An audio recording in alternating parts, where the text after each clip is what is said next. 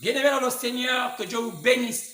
Alors, je suis reconnaissant à Dieu pour être encore en ce jour parmi vous, alors que nous sommes à mercredi 20 mai 2020. Alors, vous savez que vous avez donné des doléances concernant les temps que nous puissions émettre ces vidéos et pour vous apporter la parole.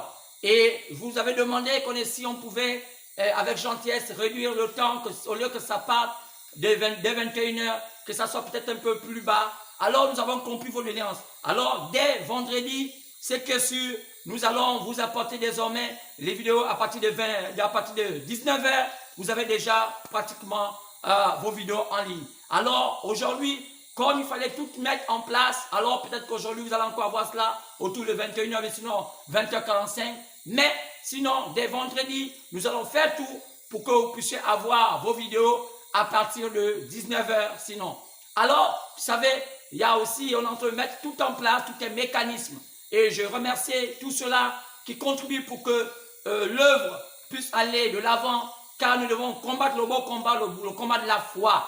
Alors, vous savez qu'on doit mettre des moyens et je remercie pour tous ceux qui mettent les moyens, qui me contribuent, et vous êtes libre si vous n'avez pas déjà contribué, mais vous êtes libre de contribuer. Vous avez souvent des numéros qui s'affichent, simplement les appeler, ce secrétariat, ils vont vous dire comment vous pouvez contribuer pour que ces prédications puissent continuer à aller partout dans le monde, dans les quatre coins de la terre, pour que ces enfants, les enfants de Dieu qui se trouvent de partout, puissent être nourris de la parole, alors que nous sommes dans un temps, dans le monde entier, dans un temps de confinement. D'autres, c'est des confinements total, et d'autres, ce sont des confinements partiels, comme au Gabon.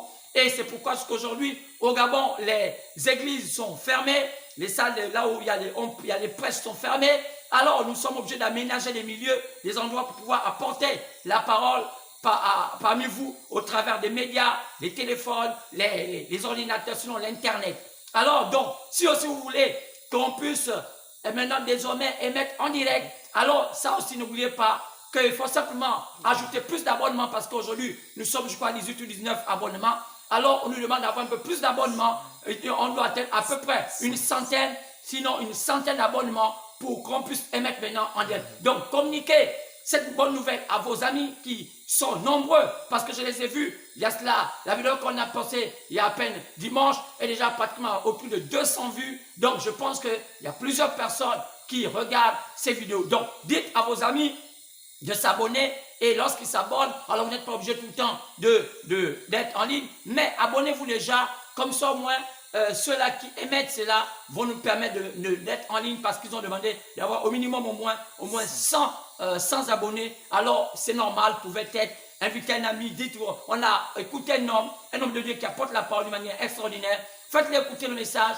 Allez-y, je crois que Dieu va vous récompenser pour cela, et partagez cela, donnez cela à vos amis, donnez même à vos ennemis qui écoutent ce message. Je crois que ça va les aider, car il est dit que vous écoutez la parole vous affranchira et vous rendra libre. Alors, donnez-leur cela, parce qu'il y a des témoignages qui sont extraordinaires depuis qu'on apporte la parole dans les médias. Alors aujourd'hui, on a plusieurs personnes qui essaient d'écrire, d'autres qui essaient de contacter, qui nous envoient des félicitations. Et sinon aussi donnez-nous un pouce, mettez un bon pouce pour dire que vraiment nous sommes avec le tout cœur. N'ayez pas peur de mettre le pouce, parce que c'est très bien, ça nous encourage. Alors donc n'oubliez pas cela, que dès vendredi, nous sommes chez vous à partir de 19h. Et aussi, si vous voulez maintenant avoir les directs, alors demandez aux autres de s'abonner, qu'on ait au minimum au moins 100 abonnés. Alors maintenant, on va désormais avoir le direct, au lieu d'être en rediffusion, ou bien sinon mettre la vidéo un peu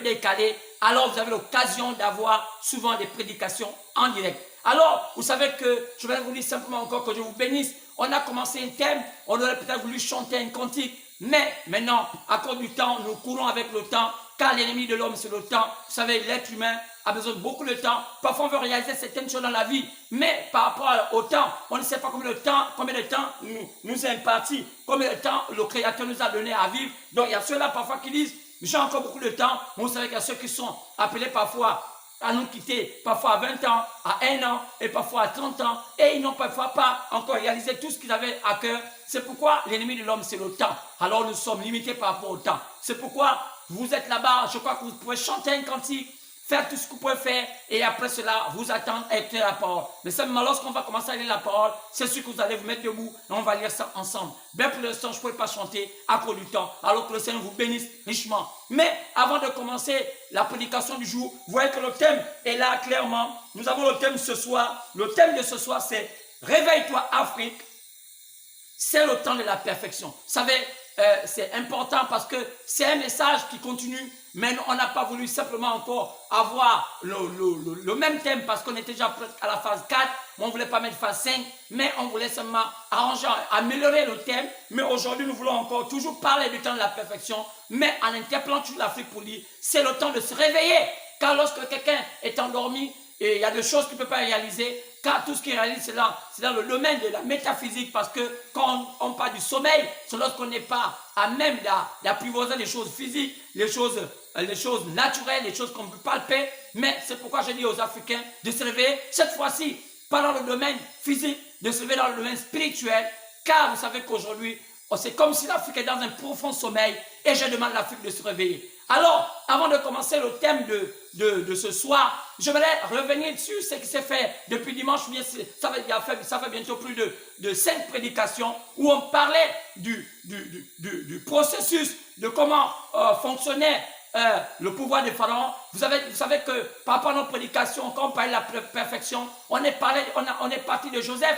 On a dit que Joseph était le 4e patriarche d'Israël. Et on a compris que le premier patriarche, c'était Abraham. Le deuxième, c'était Isaac, son fils. Le troisième, c'était Jacob. Et le 4e, c'était Joseph. Et Joseph fait comprendre qu'un patriarche, c'est ceux qui sont des détenteurs des fondements. Quand on parle de patriarche comme un papa, c'est un patriarche. C'est quelqu'un qui détient le fondement de sa famille. Et la famille marche selon les principes qu'il a édictés et les principes qui amènent sa famille à la félicité. C'est pourquoi, lorsque je parlais de cette famille qu'on appelle Israël, je parlais là où venait Israël.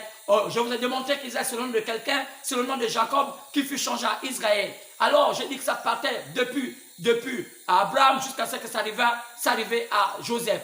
Et je vous ai fait comprendre que lorsqu'on parlait de cela, je parlais de la perfection. Et je parlais un temps où Dieu a permis à ce que Joseph soit le sauveur de l'humanité. Et on a compris que c'était un temps semblable à notre temps aujourd'hui. Car si j'ai apporté ce message, c'est parce que ce message qui est un message interpellateur, qui essaye de vous interpeller par rapport à la situation aujourd'hui de la terre. Et sachant que le monde vit un temps compliqué, on a maintenant aujourd'hui beaucoup de choses comme la pandémie du coronavirus, comme autant de choses, des familles, comme l'économie. Le monde est dans une forme d'incertitude. Alors tout cela demande, il faut avoir des sentinelles, il faut avoir des gens, car Dieu a toujours donné ce qu'on appelle des sentinelles. Une sentinelle, c'est un peu comme celui-là qui est un gardien, qui est à la hauteur et qui essaie de voir le danger au loin. Et avant que le danger n'arrive au camp, alors c'est celui-là qui avertit au camp qu'il y a un danger qui arrive. Alors on doit avoir des bonnes sentinelles et c'est surtout une sentinelle qui est un type d'un pasteur, une sentinelle qui est un type d'Éphésiens 4:11, une sentinelle c'est un type d'un pasteur. C'est pourquoi un oint de Dieu, un vrai oint, sinon je vais dire un prophète de Dieu, c'est quelqu'un qui avertit aux gens, sinon au peuple, ce qui va arriver dans la suite du temps. Comme on a vu dans Apocalypse chapitre 4, lorsque Dieu dit à Jean de monter ici et de venir voir les choses qui vont arriver à la suite du temps. Donc c'est pourquoi aujourd'hui, Dieu nous a oint des hommes, comme il a fait les uns et les uns comme, les autres comme apôtres, les autres comme prophètes, les autres comme pasteurs, d'autres comme évangélistes, d'autres comme docteurs, pour le perfectionnement des saints. Alors je disais que nous sommes au temps de la perfection, car tous ces patriarches avaient des fondements, et ces fondements, d'autres comme Abraham étaient dans le fondement qu'on appelait la foi, l'autre qui était son fils avait le fondement, Isaac avait le fondement qu'on appelait l'amour, et Jacob avait le fondement qu'on appelait la grâce, et enfin Joseph, son fondement c'était la perfection. Pourquoi cela? Je disais que Jésus avait donné des instructions en disant fermement à ses élus, à ses enfants, que soyez parfaits comme votre Père Céleste est parfait. Vous savez, la perfection, c'est le sommet. Lorsqu'il y a un chef-d'œuvre, le chef-d'œuvre a toujours été placé au sommet de la pyramide, sinon à la perfection. Alors, donc, l'Église, qui est un type du chef-d'œuvre de Dieu, est censée être placée à la perfection. Donc, le message que l'Église doit écouter aujourd'hui, c'est un message équivalent à la perfection. Je ne vais pas parler de la perfection de ce monde, mais je vais parler de la perfection selon le Seigneur. Donc, toute la plénitude de la parole doit être révélée à ses enfants, pour que ses enfants sachent comment marcher en ce temps compliqué. Plus Satan s'est amélioré, plus il est arrivé à un niveau tellement élevé de la corruption, tellement élevé de la fausseté, alors Dieu aussi doit susciter ses oins pour élever ses enfants dans le domaine de la perfection, pour qu'ils savent se détourner des pièges de Satan, car en le faisant, nous allons avoir moins de frustration, moins de soucis, parce que Dieu veille sur nous. C'est pourquoi, en parlant de cela, je montrais, selon le type de Joseph, qu'en Égypte, il y avait plusieurs forces en présence. Et on a parlé de deux grandes forces qui étaient en Égypte. En Égypte, il y avait Joseph qui représentait une puissance. Il y avait aussi Pharaon qui représentait une puissance. Et nous avons tous dit que la puissance qui était dans Pharaon, c'est la puissance qui était Pharaon, c'est un type de la puissance qui est sur la terre. Car l'Égypte, c'est un type du monde. Alors donc Pharaon était la puissance qui était en ce temps-là sur la terre, sinon dans le monde. Et on peut aussi dire que l'Égypte, c'est un type de l'Afrique. Alors, donc je vais dire ici que nous avons essayé de décortiquer d'où venait la puissance de Pharaon, donc la puissance du monde. Oh, depuis ce temps-là, jusqu'à notre temps aujourd'hui, quand on a ramené tout ça à notre temps, vous pouvez voir ça dans nos feeds, dans nos anciennes vidéos. Allez-là, regardez-les, cliquez-les, vous allez écouter l'histoire, toutes ces choses-là. Je vais essayer de décortiquer ces choses. Alors après, j'ai compris qu'il faut maintenant s'y attaquer d'où venait la puissance de Joseph. Car Joseph était aussi une puissance, et cette puissance-là provenait de la descendance d'Abraham. Alors, on était déjà là, et nous sommes déjà en plein pied dans le début de l'histoire d'où venait la puissance de Joseph, et qui est Joseph à notre temps. Alors, c'est pourquoi, avant d'attaquer la puissance de Joseph, je voulais simplement mettre un petit nœud dans la puissance qu'avait Pharaon. Joseph a comprendre que la puissance de Pharaon venait depuis la Babylone et ça traversait les temps, descendant jusqu'à l'Égypte et puis se répartit vers la Babylone. Lorsque la Babylone est devenue un empire et c'est reparti dans l'empire Mède et des Perses, après c'est allé dans l'empire grec, après c'est allé dans l'empire romain. Et je veux dire que cette puissance-là était orchestrée par une famille, par une lignée, par une descendance, par une postérité. Et cette postérité-là, c'est la postérité des Caïens, qui est partie depuis le jardin d'Éden jusqu'à ce que c'est descendu au temps de Noé. Et on a vu cela, on peut voir cela. Et ça, c'est incarné dans la lignée de Cam, qui a mis au monde un enfant appelé Kish. Et Kish avait mis au monde un enfant appelé Nimrod. Et il a mis au monde cet enfant appelé Nimrod avec sa femme appelée Sémiramis. Et on va comprendre que ces Kish et Sémiramis et cette Nimrod vont faire une religion, pour la première fois, une religion polythéiste. C'est là où vient ce qu'on appelle la Trinité, l'adoration de plusieurs dieux. Et on a compris que au cours de plusieurs années, ça s'est tellement développé et que toute la terre était sous le contrôle de la puissance du polythéisme. D'où vous allez voir qu'il y a une tour de Babel qui fut construite et Dieu est descendu parce que toutes les langues étaient là et tout le monde était soumis à la puissance de Nimrod. Car il était donc tellement puissant, il est devenu un vaillant chasseur et il est devenu quelqu'un de très extraordinaire. Et celui qui avait soumis toute la terre au dictat de la croyance polythéiste, ça veut dire l'adoration de plusieurs dieux.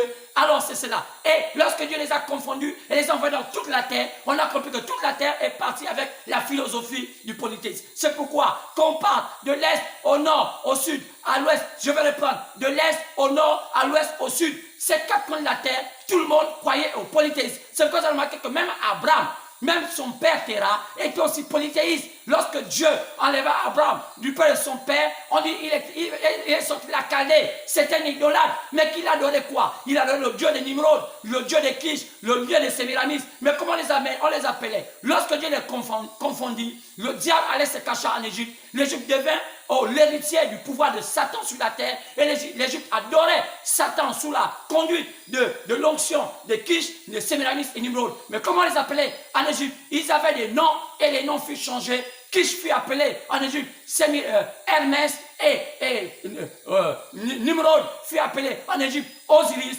Sémiramis, la femme, fut appelée Osis. Alors cela a continué et dans plusieurs temps, même lorsqu'ils sont répartis en Babylone comme étant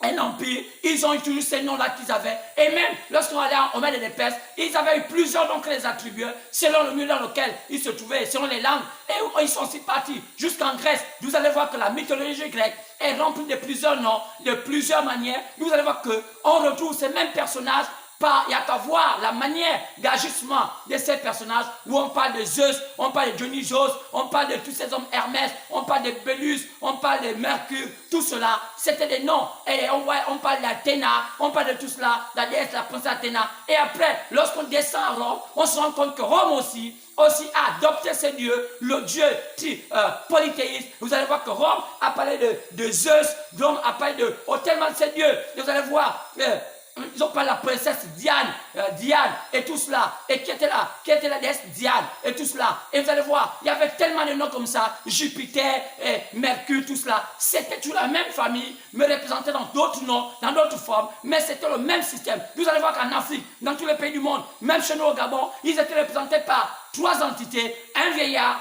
une femme et un enfant. Et c'était tout comme ça. Et vous allez comprendre que cela, quand ça s'est passé ainsi, alors c'est parti de l'adoration de la Trinité, c'est parti de l'adoration de la mère et le fils, jusqu'à ce que ça arrive maintenant à l'adoration de la mère seule. Pourquoi? C'est là est venu l'adoration, la doctrine, la réincarnation. Et on a compris que la femme sorcière, Sémiramis tua son mari, qui était le grand prêtre, Kish, qu'on appelait Hermès. Alors vous savez qu'on a celui qu'on appelle l'homme de la foudre. C'est celui dont vous allez voir dans la mythologie, on le voit comme marteau. C'est ça que aujourd'hui même la justice du monde entier utilise. Vous voyez les gens de justice prennent un marteau et tapent sur la table, vous êtes condamnés. C'est à l'image de Hermès qui est le dieu de la foudre. Et c'est comme ça. Donc vous allez voir que c'est le même drapeau que le communiste utilise avec, vous voyez, soit un marteau qui est accompagné d'un ciseau. Vous voyez, ce ciseau-là du communisme, c'est le dieu de la foudre. C'est exactement la même chose. C'est lui, Hermès, le dieu qui brise tout devant lui. Alors vous allez aussi voir, c'est Osiris qui est Zeus. Le dieu tout qui se fait le dieu de Dieu. Cet homme-là qui est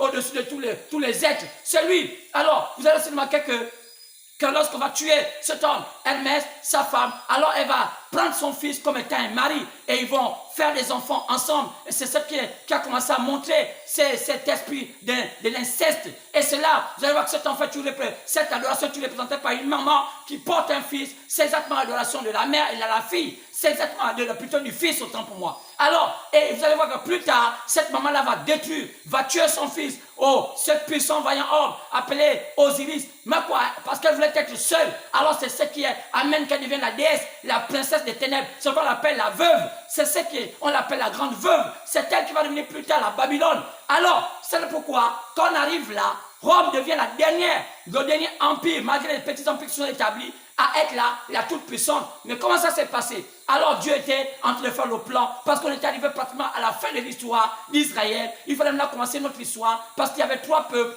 qui peuplaient la terre. Il y avait les ceux de Sem, il y avait ceux de Japheth, il y avait ceux de Cam. Alors Jésus-Christ, qui était le Dieu tout-puissant, incarné dans un humain, comme étant fils, dans la fonction de fils, devait faire le tour de la terre pour que le plan de Dieu puisse être accompli. Alors il commençait avec l'Est, avec le côté juif, après, je vais dire côté Sem, après il continua avec ceux de Japheth, le côté samaritain. C'est pour ça que Jésus-Christ, lorsqu'il est venu sur la terre, il est parti vers les juifs, il est aussi parti vers les samaritains, mais il n'était jamais parti vers les païens. Mais il va dire, dans Actes chapitre 15, partant du verset 13 à 14, qui devait d'abord jeter ses regards vers les nations pour choisir parmi ces nations un peuple qui va porter son nom. Alors c'est à ce niveau-là que le plan du salut va maintenant être déversé maintenant vers nous les païens, car c'est nous qu'on appelle les païens.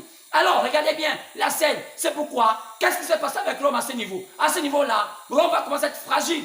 C'est qu'on remarque dans le livre d'Apocalypse chapitre 13 que la grande bête qui est Satan, qui utilisait Rome, où Rome était assise, va être divisée. Alors c'est la première division d'Apocalypse chapitre 13. Regardez bien, la bête qui sortait des eaux, elle était blessée à mort, mais sa blessure fut guérie. Qu'est-ce qui se passe? C'est la Rome ancienne, la Rome païenne, qui était brisée et qui va devenir plus tard une autre Rome qu'on va appeler la Rome papale. Donc il va y avoir 2 Roms, la Rome païenne et la Rome papale. Alors, qu'est-ce qui se passe?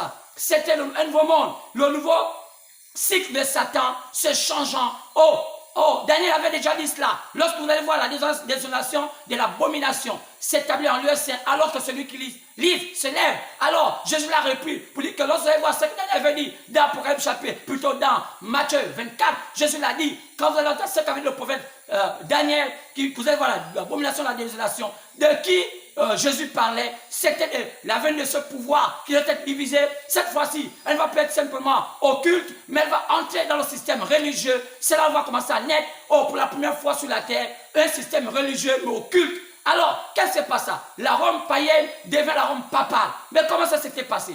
Alors, les Romains qui ne croyaient pas en Dieu, en Jésus-Christ, mais qui croyaient en tout ce qu'on disait aujourd'hui, Osiris, Isis et tout cela, Hermès, qui vont décider d'avoir, comme ils avaient vu en Jésus, une particularité, ils vont décider de commencer à entrer dans ce mouvement pour pouvoir emmener l'homme à l'erreur, voyant que Jésus était venu délivrer l'humanité. Alors, les Romains vont prendre le contrôle de tous ceux qui croyaient en Jésus-Christ, partant du judaïsme. Parce que vous savez, lorsque le sacerdoce d'Aaron avait pris fin, le nouveau sacerdoce était né, c'était le sacerdoce du judaïsme qui venait de la tribu de Juda. Regardez bien, lorsque Jésus vint, ils n'ont pas pu reconnaître leur temps, ils n'ont pas pu reconnaître leur visitation. C'était tout comme ça. L'homme, lorsque Dieu parle, souvent il est embrouillé par les choses de cette terre. Ils ne reconnaissent pas leur temps de visitation. Et ils se contentent d'être dans les religions. Ils se contentent d'adorer les choses qu'ils ne maîtrisent pas. C'est ce que Jésus avait parlé avec la Samaritaine. Vous adorez les choses que vous ne connaissez pas. Alors c'est ce qui se passe avec le Gabon. Ils adorent les choses qu'ils ne connaissent pas. Lorsque le Christ est venu au Gabon, les Gabonais n'ont pas pris le temps de s'asseoir et réfléchir pour dire, est-ce que cela c'est le christianisme? Est-ce que non, on s'est embarqué dedans, même si on nous forçait, même si les prêtres nous forçaient. C'était à la merci de tous les peuples, de tout le peuple gabonais, parce qu'on était dans une position de précarité. Lorsque les gens sont dans la précarité, facilement Satan peut jouer avec l'homme parce que l'homme dans la précarité invente affamé. Oh, n'a point d'oreille. C'est pourquoi il faut qu'on invite aujourd'hui d'être parmi les hommes affamés, car lorsqu'on est affamé, on a du mal à comprendre qu'est-ce que Dieu veut nous parler. C'est pourquoi on dit l'homme mange à ceux de son front. Il faut que le Gabonais apprenne à travailler, apprenne à manger à ceux de son front, pour ne pas les commander, pour ne pas tuer derrière les portes des gens, pour ne pas tuer aller dans les églises, devenir des mendiants. Car les enfants de Dieu ne sont pas des mendiants. Car il est écrit qu'un enfant de Dieu ne mendie pas. Oh, un enfant de Dieu ne mendie pas son pain. Dieu n'a jamais laissé un juste mourir de faim. C'est pourquoi il faut que l'esprit de mendicité qui habite le Gabonais, l'esprit de la paresse, l'esprit de vouloir tu aller demander 100 francs chez quelqu'un, l'esprit de chercher tu vas avoir le copinage, les amis pour manger le riz, faire ceci. N'avait qu'à quitter les Gabonais, que le Gabonais apprenne à travailler, que le Gabonais apprenne à se battre, parce que la vie est un combat. Il faut qu'on se batte, car ça s'étudie comme ça. Alors, regardez bien, qu'est-ce qui se passe là? Alors Rome était divisée, mais pourquoi elle était divisée? Ça ne veut pas dire qu'elle était seulement divisée comme ça. C'est parce que Dieu voulait la diviser pour commencer à affaiblir ce pouvoir qui était en train de torsionner le monde. Alors nous avons vu comment Rome a pris le contrôle de l'église en ce temps-là, alors que l'église était née. Mais l'église était née comment? Sous l'impulsion du Seigneur Jésus-Christ, lorsqu'il était rejeté par ses frères, le judaïsme. Et Rome a pris le contrôle du judaïsme. Rome a pris le contrôle de l'église de Jésus. Et Rome a commencé à prospérer. Regardez bien comment ça se passa. Ça se passait que Rome, lorsqu'il avait pris le contrôle du judaïsme, qui était censé être ceux-là, qui allaient être des piliers pour amener les gens à connaître le Seigneur, alors le judaïsme était sous contrôle. On a vu nos Célébriens livrer leurs fils, livrer leur Messie, dire que nous ne voulons pas de lui, nous voulons un meurtrier, c'est Barabbas. Alors, lorsque l'église aussi est passée là, on a vu comment Rome papale, la Rome païenne, elle a tué tous ceux qui parlaient de Jésus parce qu'il fallait effacer le christianisme. On ne voulait pas entendre parler de ça. Pourquoi? Parce que le diable connaît qui est Dieu, le diable connaît comment ça fonctionne. Alors nous voyons cela et nous avons vu que c'était le début de quelque chose. C'était le début où il y avait une chose tellement dangereuse. Quoi, c'est Satan prenant le contrôle de l'église, des Dieu vivants, et se cachant dans la lumière. La Bible avait déjà prédit cela. Oui, car il marchera. On a vu un cavalier dans le Seigneur après le chapitre 6, lorsqu'on parlait de l'ouverture des sceaux, le premier cavalier, le deuxième cavalier, le troisième cavalier, vous allez voir qu'il va avoir plusieurs couleurs, mais la première couleur c'était blanche. Quoi c'est? C'est un cavalier sans flèche, mais qui marchait. Quoi c'est? Satan se faisant passer pour l'ange de lumière, pour cacher l'humanité, la vérité, la parole, et pour amener le monde dans les ténèbres. Mais sous quelle forme? Sur la forme de la parole, parce qu'il était ange de lumière. Il était tout comme ça. Ce qu'on voit, le cavalier est blanc, mais c'était Satan. Quoi c'est? La Rome papale devenue, plutôt la Rome païenne devenue la Rome papale. Oui, c'est pourquoi Dieu a commencé à voir cela et Dieu a brisé ce système. Et ils ont avancé. Et cela se passait dans quelle année? On a vu en avançant au fur et à mesure quand les apôtres ont marché après Jésus, l'an 33, après.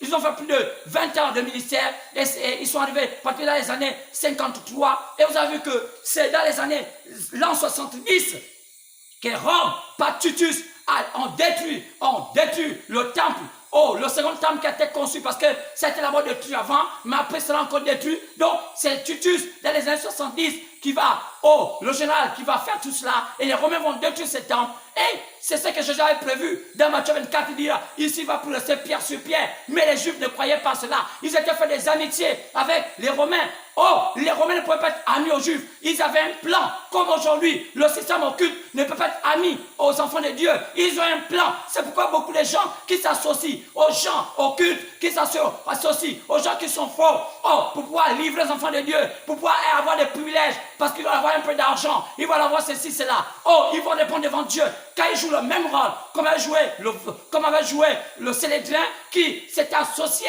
avec Rome pour pouvoir détruire les enfants de Dieu. Mais aujourd'hui, je pense que Caïphe est en enfer et en train de moisir. Quand il y aura un jugement qui serait fort, et ce jour-là, il va pleurer parce qu'il a contribué. Oh, il y a encore des caïfs aujourd'hui. Il y a encore des traîtres aujourd'hui. J'ai vu des femmes, oh, se moquer, rire de Jésus. Oh, dire, oh, sauve-toi, tu es le Messie. Oh, femme, comment tu peux faire cela? Je pense qu'aujourd'hui, on doit avoir des vraies femmes, loin de Dieu. Dire, Seigneur, je vais te servir d'une manière sincère. Mais, oh Seigneur, regardez bien.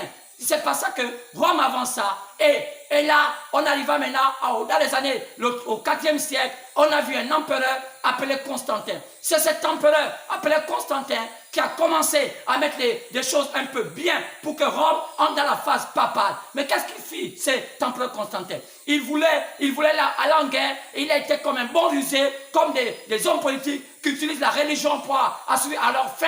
Et c'est devenu monnaie courante dans nos pays où on voit la religion accompagner les politiciens pour avoir de l'argent. Mais, bien-aimés, ce n'est pas notre mission. Notre mission, c'est de ramener les gens dans le droit chemin, selon ce que Dieu nous a donné. Mais aujourd'hui, l'argent poule au-dessus. On voit les religieux, c'est prostitué à cause de quelques miettes d'argent, à cause de quelques billets. On les voit aujourd'hui, ils changent de langage, ils sont gauche, ils sont droite. Quelle malédiction! Ils ne sont pas des chrétiens, ce sont des imposteurs, parce qu'un vrai enfant de Dieu se tient à la parole, quel que soit ce qui arrive, il a toujours ce qui est la vérité. C'est la vérité. Mais dommage que Satan en a pris des imposteurs, les a fait entrer dans le camp, et ce sont eux qui prêchent l'évangile, ce sont eux qui ont les plus belles églises, ce sont eux, je vais dire, bâtiments, ce sont eux qui ont les honneurs vis-à-vis du pouvoir, et on les appelle grands pasteurs, et ceux qui sont censés être des vrais hommes de Dieu, on les met à l'écart. Mais ne vous découragez pas, quand il est dit, ne crains pas petit troupeau, car le Seigneur Dieu est bon, de te rendre dans le royaume des cieux.